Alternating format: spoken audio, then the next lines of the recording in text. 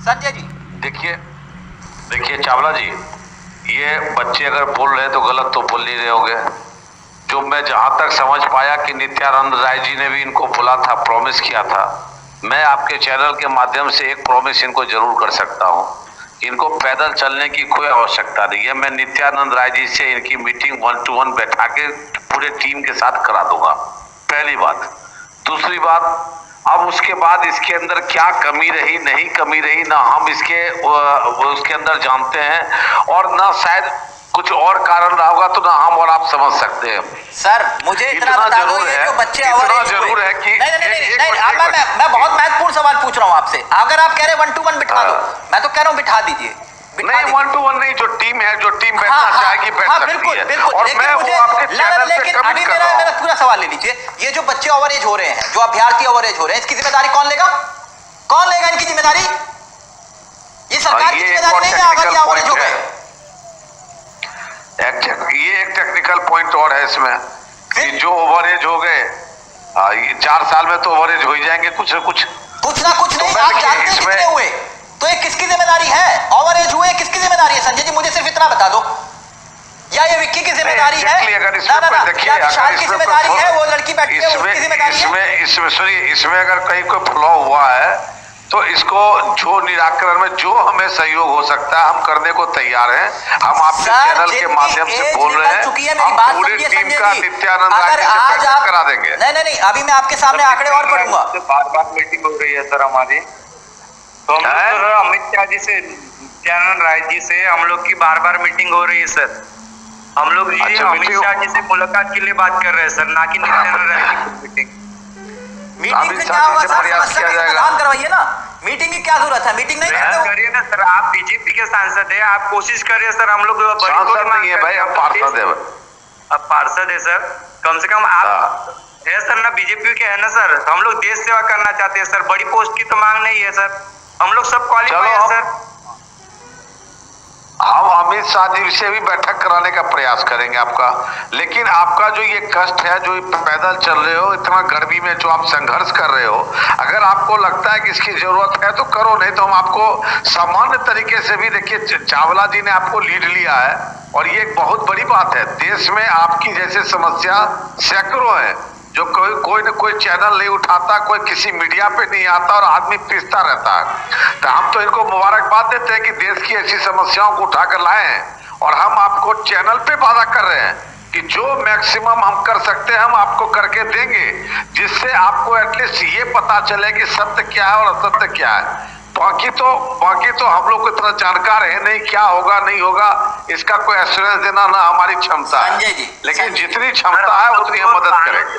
Sir हम लोग को सहानुभूति नहीं चाहिए सर, हम लोग को ज्वाइनिंग चाहिए।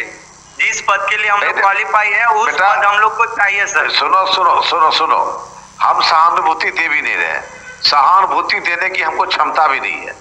मैं तो एक चैनल पे बैठा हूँ, चावला जी ने आपकी बात रखी है, मैं दावे के साथ कर सकता हूँ। ऐसे ही हुआ सर, ऐसे ही हुआ सर, पहले भी ऐसे ही हुआ सर, दिल्ली में भी ऐसे ही हुआ था सर। राहुल लाल, देखिए ये तो तय बात है। देखिए चावला साहब, ये तय बात है कि इतने लंबे समय से ये आंदोलन कर रहे हैं तो इन्हें आश्वासन मिले हैं और इनके झूठे आश्वासन भी मिले हैं। मैं देखिए खुलेआम कह रहा हूँ कि ये मुद्दा सबसे बड़ा राष्ट्रीय मुद्दा है।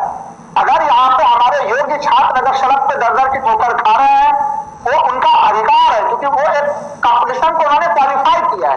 दूसरा मुद्दा जो आपने ओवर एज का मामला था, सरकार को क्या दिक्कत था? आप अपने नियम जनता के लिए है ना। अगर विशेष परिस्थिति में उसमें शिथिलीकरण की आवश्यकता है।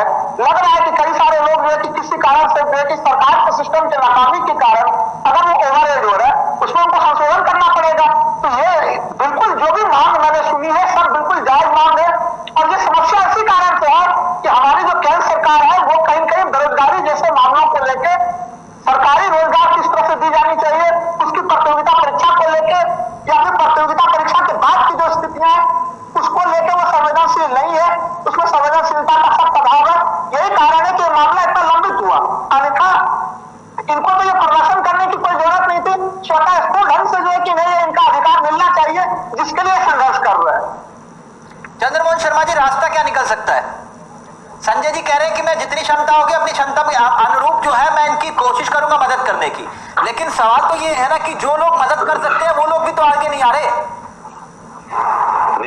है कि मदद के लिए जो लोग आगे नहीं आ रहे, कांग्रेस के आपने संज्ञान में डाला तिलक भाई, बिल्कुल एश्योरेंस से इस चीज को आगे बढ़ाया जाएगा।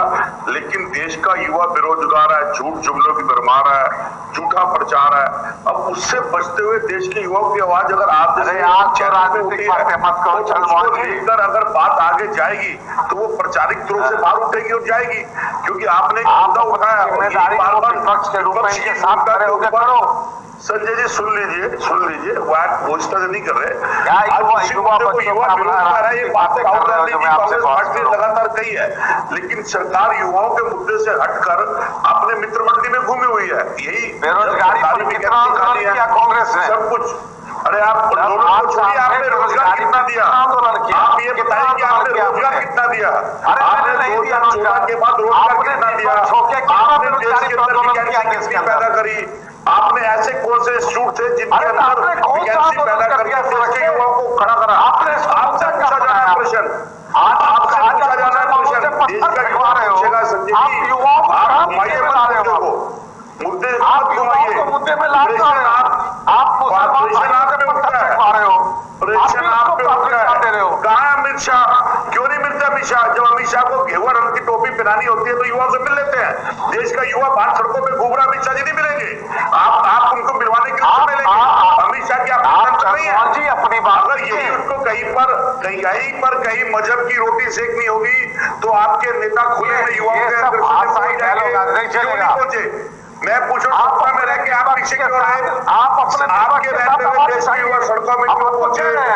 आपके रहते हुए देश के युवाओं की परीक्षाओं का हल होने के बाद उनको पद क्यों नहीं मिले? विपक्ष देगा जवाब इसका। जैसे 2014 के बाद में आप जुमले आपने दिए थे, युवाओं को रोटी देने की बात आपने करी, ये 70 साल की वैकेंसी के लिए आपके मुस्लिम तुष्टिकरण आप बहुत ज्यादा करने वाले आप वहां मत जाइए, मुझे तो डिबेट को गुमराह मत करिए। जो मुद्दा उठा है वो देश की जनता के पास जाने दीजिए। मैं आपको संजय जी, देश का युवा मांग रहा है आपसे जवाब की विरोध। आपके रहते हुए देश का युवा सड़कों पे क्यों है? वो दर बदर क्यों घूम रहा है? जब वो पास आउट है, अच्छी वैकेंसी पे है, सब सिस्टम के ऊपर एक प्रचंड 2 बार की सरकार आने के बाद मैं राजनीति के फेर में नहीं फंसूंगा। चावला साहब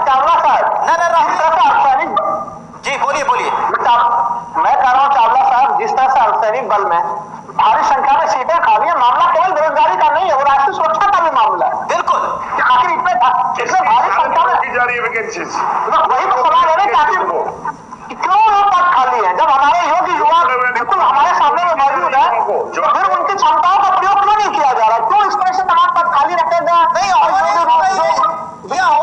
वो सड़कों पर चलने के लिए बात हो रहा है, ये राहुल लाल ओवरेज हो गई, ये समझ रहे हैं आप? संजय जी कह रहे हैं मैं मदद करूंगा। 4 साल हो गए वो बच्चे धरने पर बैठे हुए, अभ्यर्थी कभी तिरंगा मार्च निकालते, कभी काजल मार्च निकालते। आज सारे पूरी की पूरी कामला साहब बचपन से पढ़ाई लिखाई करके योग्य बने हुए उम्मीदवार हैं जो देश की ताकत है, और वो उनका ओवरेज होना सच में हमारे देश के लिए ये बड़ी भीषण संकट की स्थिति है। किस मनोदशा में होंगे तो उनके जगह पे खड़ा होने के बाद एहसास होता है। संजय भाई ये भी एश्योर कर दीजिए, देश की जनता देख रही है कि कल इस चैनल को, इस पत्रकार को मत हटवा देना कि इसने झूठ मुद्दे की आवाज उठाई है, क्योंकि आपका तंत्र और मीडिया इस बात पर नजर रखता है। वो देखता है कि तिलक चावड़ा जैसे पत्रकार या ऐसे चैनल अगर मुद्दे उठाएंगे तो उनको बंद ना कर दिया जाए। ये विषय आपके लिए है। तिलक चावड़ा के लिए ऐसे मुद्दों के क्यों चैनल बंद कर दिए जाते हैं? आपके मित्र मंडली के चैनल चलेंगे, जिसके अंदर अली बली चलेगा तो देश के युवाओं का मुद्दा कौन चलाएगा? अली बली आप क्यों नहीं मिल रहा नौकरी? ये आपके रहते हो रहा है, हमारे रहते नहीं हो रहा है। आपके रहते वैकेंसीज होते खाली है। मैंने जो मुद्दा दिया उसका जवाब दीजिए आप। आज इस मुद्दे के उठने के बाद इसकी गारंटी दीजिए कि इस मुद्दे को आप उठाएंगे और इसके ऊपर किसी तरह की चैनल पे कार्रवाई नहीं होगी। और मुझे संदेह है कि अगर ये चैनल का ये प्रोपेगेंडा बड़ा हुआ तो कहीं इस पे कार्रवाई ना हो जाए, क्योंकि आप एक मुखरता के साथ बजाय वैकेंसी देने के चैनल को बंद करने तक का भी काम कर सकते हैं। किया आपने, हजारों उदाहरण है इस बात के। क्योंकि आपको जो सत्ता से प्रश्न पूछेगा पसंद नहीं आपको, ना आपको विपक्ष की आवाज पसंद है, ना आपको मीडिया की आवाज पसंद है। आपको चाटू काटना वो पसंद है जो आपकी लेखनी और पेन लेके आपके विषय के लिए लिखे। अगर ऐसे हालात ना होते तो आज युवा सदनों में ना होते। चावला सर राहुल लाल जी ने सही बोला है, मैं उनकी बात का समर्थन करता हूं। देखिए, ये बेरोजगारी का मुद्दा नहीं है, ये राष्ट्रीय सुरक्षा का भी मुद्दा है। बिल्कुल, हमारे हम योग्य होते हुए आपको पता होगा कि हम मेडिकल क्वालिफाइड है, रिटन टेस्ट क्वालिफाइड है और हमने फिजिकल क्वालिफाइड है। सिर्फ हमें लास्ट मिनट में पद रहते हुए बाहर निकाला, आपको अच्छी तरीके से मालूम हो चुकी है सारी। तो उसके बावजूद भी हमें देश की रक्षा के लिए सरहदों पर क्यों नहीं भेजा जा रहा है? हम देश की सुरक्षा के लिए ही तो ये मांग कर रहे हैं, अपनी जान देने के लिए तैयार है ना। हम वहां पर सरहदों पर अपना परिवार बसाने जा रहे हैं। परिवार को सर हम साधारण नॉर्मल लोग होते हैं उसमें बताते हैं, देश की सुरक्षा का एक अहम मुद्दा होता है। मैं आपको बताना चाहूंगा कि एक दूसरी कहावत होती है कि डिले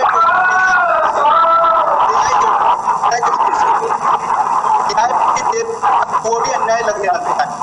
विक्की, एक मिनट, विशाल आपने सुना, विक्की आपने भी सुना, क्योंकि मैं ऊपर जा रहा है। मैं सिर्फ ये कह रहा हूँ कि मैं समस्या के समाधान तक कोशिश करता हूँ कि हो, मैं समस्या खड़ा करने पे विश्वास नहीं रखता। समस्या के समाधान, संजय जी ने बहुत बड़ी बात कही, उन्होंने कहा कि मैं विश्वास दिलाता हूँ कि अपनी तरफ से जितना हो सकेगा मैं 100% कोशिश करूंगा। और आप लोग जानते हैं, आप लोग एक बात विक्की जी, विशाल इस बात को समझिए कि आज की तारीख में ये स्थिति है कि सत्ता पक्ष कोई भी मैंने बताया सर चावला सर, अभी मैंने बताया कि delayed justice is the denied justice. अगर न्याय में भी देरी हो ना तो सर वो क्या न्याय लगता है ये लास्ट मोमेंट चिलचिलाती हुई गर्मी है, इस तरीके से हम सर्वाइव करेंगे क्या? हमारी जान की जो हम जोखिम में डाले उसका जिम्मेदार कौन होगा? कल को हमारी जान जोखिम में डालती है उसका जिम्मेदार कौन होगा? तो बताइए, एक दिन हमारे ऊपर भारी पड़ता है ना, इसका जिम्मेदार कौन होगा सर? बड़ी बात है। विशाल, आप ये कह रहे हैं कि संजय जी कि मैं पूरी कोशिश करूंगा, भरोसा दिला रहे हो।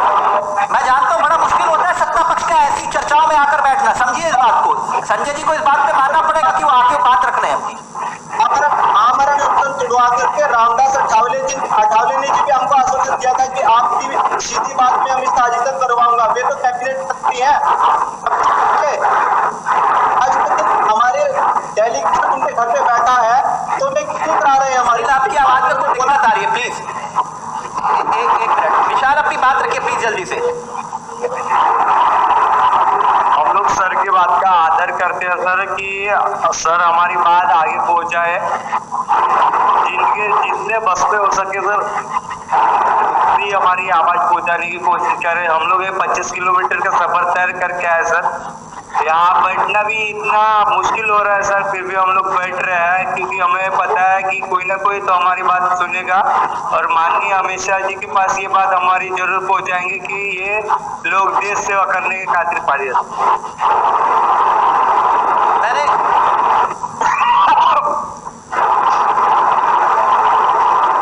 संजय जी समझ रहे हैं वो बच्चे? अभ्यर्थी एकदम समझ रहा हूँ, नहीं एकदम समझ। मैं आपको बोल रहा हूँ यही नहीं, रो रहे हो। मैं एक स्टेप आगे बता रहा हूँ। मैं सुप्रीम कोर्ट तक लीगल हेल्प देने को तैयार रहूंगा और फ्री ऑफ कॉस्ट। आप एकदम निश्चिंत रहिए, जो हमसे बोला ना, इनके सोच से ज्यादा हम इनकी जो मदद कर सकता हूँ करूंगा, ये गारंटी है। तो मराठी में एक कहावत है सर की बोलाचाच भाषा ना बोलाचीच कडी, रोज घेतली जाते आत्महत्येची गोडी। अरे महाराष्ट्र में हम भी औरंगाबाद में रहे भाई 6 साल तक। हाँ सर, ये तो बात आपको पता होगा सर, तो फिर वही बात आपकी दे रहे सर। देखिए, 3 लाख 20,000 हम संजय जी उत्तर प्रदेश के अंदर खाली हैं आपके स्कूलों के अंदर अध्यापकों के, जिसकी आपकी नजर नहीं गई, उन्हीं में भरवा दीजिए इन्हें। मैं आपसे कह रहा हूँ 3,20,000 पद। ये विषय विषांतर हो जाएगा। अभी इन्होंने एसएसबी क्लियर किया है और एसएसबी के विषय पर है, उसमें जो इनका एक डिमांड है मीटिंग का है 2018 एसएससी अभ्यर्थी। मैं संजय जी आपने वादा किया, मैं भी एक वादा करता हूँ। अगर मैं तब भी ये बात कही थी तो मैं लगातार हर शो में ये बात कहता हूँ, अगर ये गलत है तो सरकार बोले कि हाँ ये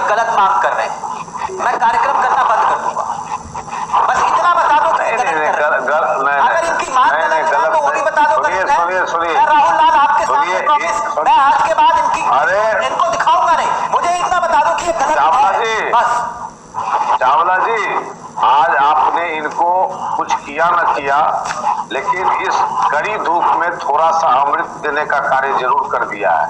आप इस तरह का सवाल मीडिया नहीं उठाती है। हम भी मीडिया के अंदर रहे बरसों से, हम भी जानते हैं लोग तड़प रहे हैं, उसको देखने वाला कोई नहीं है, बोलने वाला कोई नहीं है, और आपने इनकी आवाज उठाई है।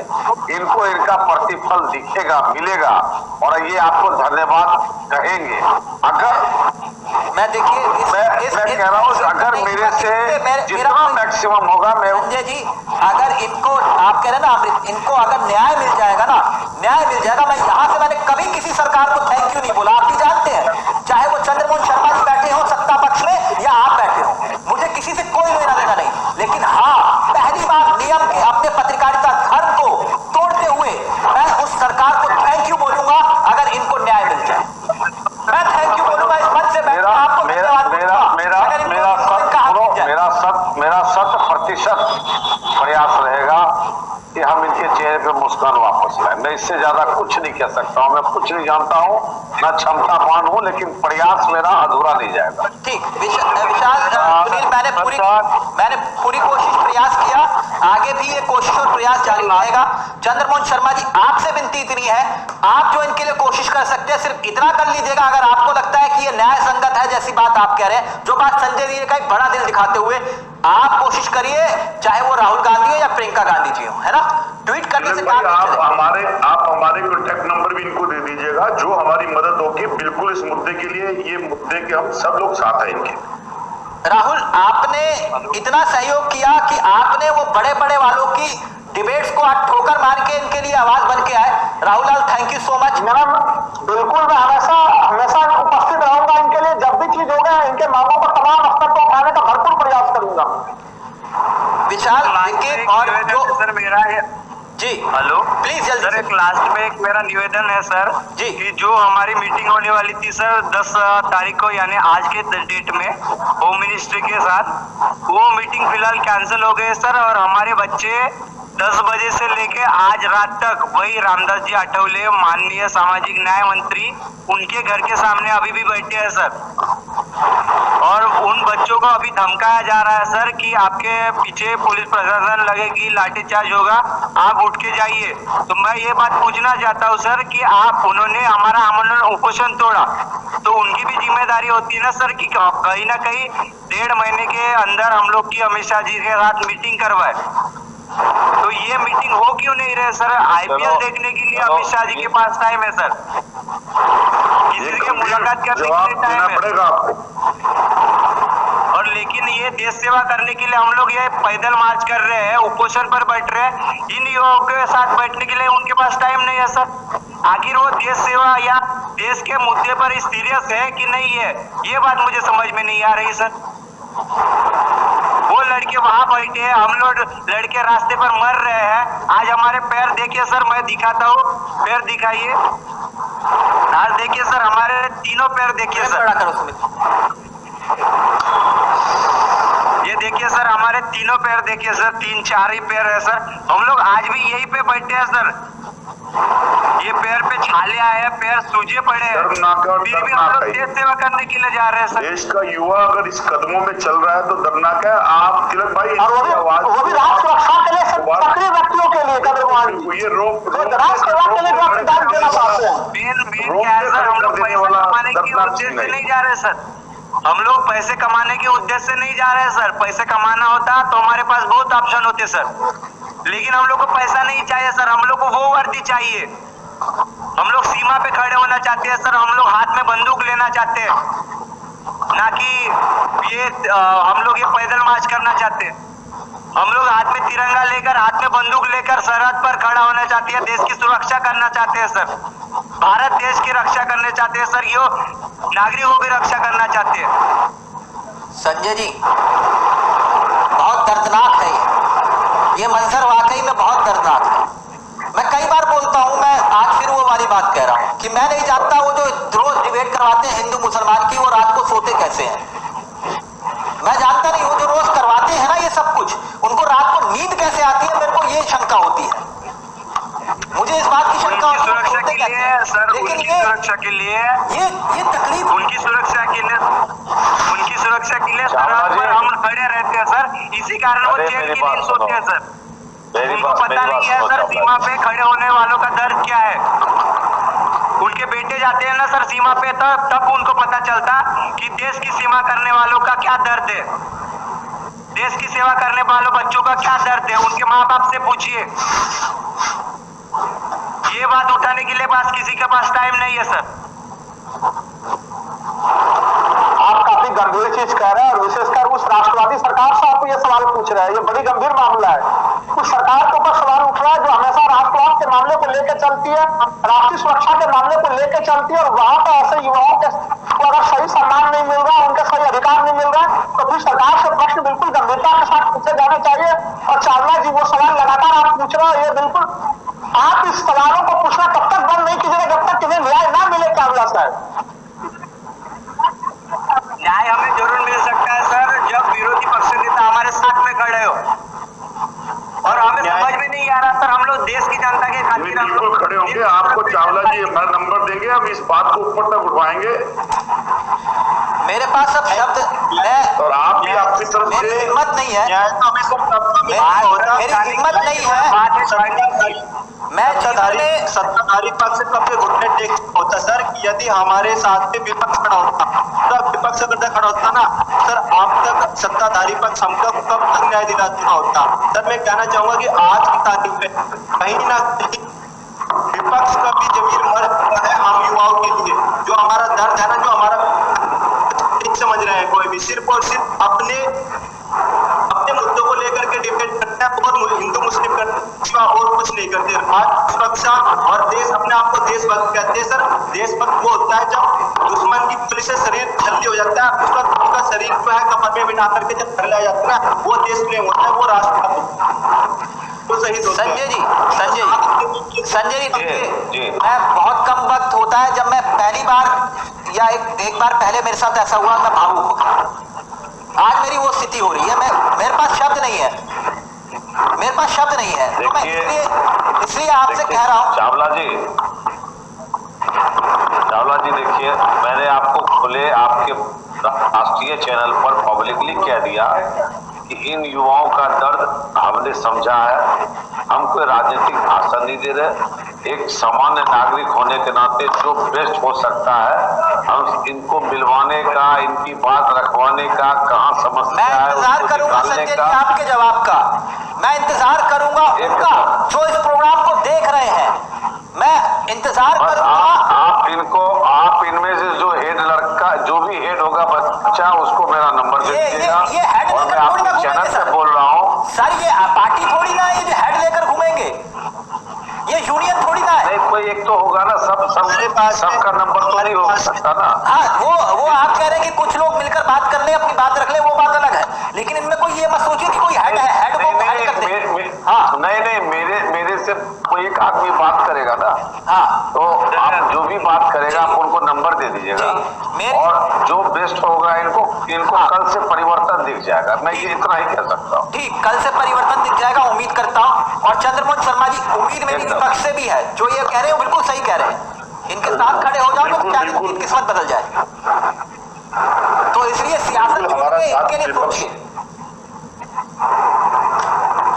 सोचिए इनके लिए। और आपने कहा ना, हाँ वाकई में मैं फिर भरोसा दे रहा हूं इनको, जब तक नहीं हाँ सरकार या तो बोल दे कि ये गलत है तो मैं मुद्दा नहीं उठाऊंगा, लेकिन हाँ इनके लिए ये मंच था, है और रहेगा। जिस दिन इनको आपने कहा ना, उस अमृत तब मिलेगा जब इनको इनकी उपलब्धि के अनुसार इनको नौकरी मिल जाएगी, नियुक्ति मिल जाएगी, उस दिन मैं कहूंगा कि हाँ ये न्यूज वर्ल्ड इंडिया के लिए सकून है। लेकिन तब तक नहीं करूंगा मैं हिंदू मुसलमान, मैं लिख के दे रहा हूं, मैं आज फिर कह रहा हूं, नहीं करूंगा। मेरे लिए यह पत्रकारिता धर्म है, मैं धर्म का रक्षक नहीं हूं, मैं पत्रकारिता धर्म निभा रहा हूं, तो मैं इसी मुद्दे को उठाऊंगा। इन्हीं बेरोजगारों की, जैसे कोरोना वॉरियर्स का देहरादून, वो मेरे पास उनके भी आते हैं कि हमारा मुद्दा, उनको भी भरोसा। Thank you so much Rahul ji, आपका भी, संजय जी आपका भी, चंद्रमोहन शर्मा जी आपका भी, और एसएससी के जितने भी अभ्यर्थी हैं, मैं हाथ जोड़ के विनती, संयम के साथ अपनी बात को रखिए। पूरा देश इस वक्त आपको देख रहा है। इस पैदल मार्च में ना जाने बहुत कुछ आपको हासिल करने को मिलेगा, लेकिन संयम के साथ सरकार के सामने अपनी बात को रखिए। नागपुर से दिल्ली तक पैदल मार्च। नमस्कार, जय हिंद, जय भारत।